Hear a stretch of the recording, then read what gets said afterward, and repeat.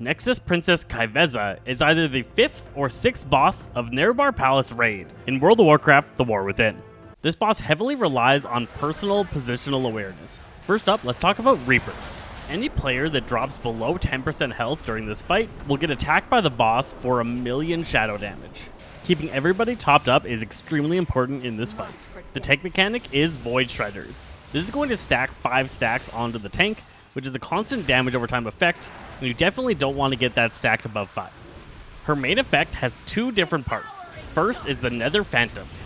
She's going to mark several players with blue circles. After a delay, a ghostly version of her appears at that player's location. This ghostly version is going to replicate several of her attacks throughout the fight, and you're going to have to position these to be able to manage those abilities. The other main effect is Nether Rift. She's going to spawn a rift on the ground that pulls players towards it. This also gets created at the location of every one of her Shadow Reapers. These rifts have a massive pull power that will pull you towards them, and if you touch the rift, you die. The key to the fight is to place the rifts around the outside of the room, evenly distributed around, so that each of them is pulling you evenly in each direction. So place markers along each of the points along the floor. Whenever a player gets a blue mark, they should run over to one of the floating markers and drop their Nether Phantom there. After the Nether Phantoms go out and everybody's standing on their markers, the tank should go to the remaining blank marker and wait for her to cast her Nether Rift. Once all the rifts are spawned, all players stack in the center of the room, and then the pulling will begin and everybody should stay generally still. Nexus Daggers is their next effect. Her and each of her clones is going to send out 3 beams. After a delay, they will toss out daggers down those beams, dealing damage to players struck. You need to watch your positioning and make sure you're not in the way of any of these beams. Twilight Massacre causes each of her Nether Phantoms to point a blue arrow at one target.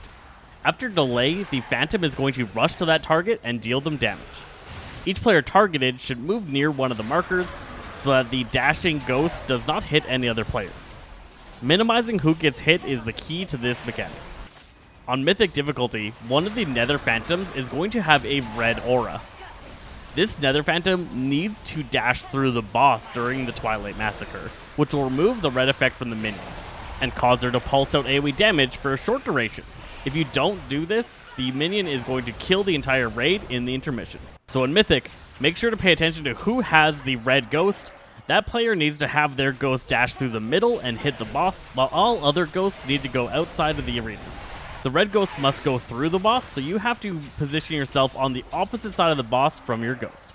Most of her abilities put Queen's Bane onto targets, dealing shadow damage over time to that target. In Heroic and Mythic difficulties, whenever you get the Queen's Bane debuff, you're going to get Dark Viscera, which will erupt out of you in 3 different directions at the end of the Queen's Bane duration. You need to be paying attention to your positioning with this. If you ever have the 3 blue triangles around you, you need to make sure you are not in the group and you're not sending those blasts through the group. This often happens during other mechanics, especially at times when players need to group up. You need to be very aware of your positional awareness with this, because you can wipe the entire raid with this effect. Upon reaching 100 energy, the boss enters into the intermission phase.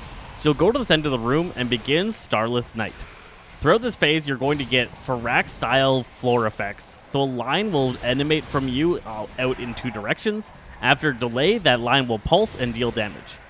Players need to move out of other players' lines, and players with lines should only move along their line to avoid other lines. This makes sure that their line does not move, and ensures other players can easily dodge all of the effects. On Heroic and Mythic difficulty, sections of the room will be veiled in shadow. You need to stay out of these while dealing with this mechanic, constantly kiting around the room. The 3rd Starless Night is the final one.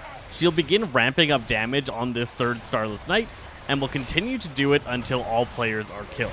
So you have 3 full rotations to take her down. After the intermission channel, she goes back to phase 1, and you go back to dealing with the ghosts and the rifts. That's everything you need to know to take down the Nexus Princess. I hope this guide helped you out. I'm Zesty Fresh, this is Ozzy Games, and we'll catch you guys next time.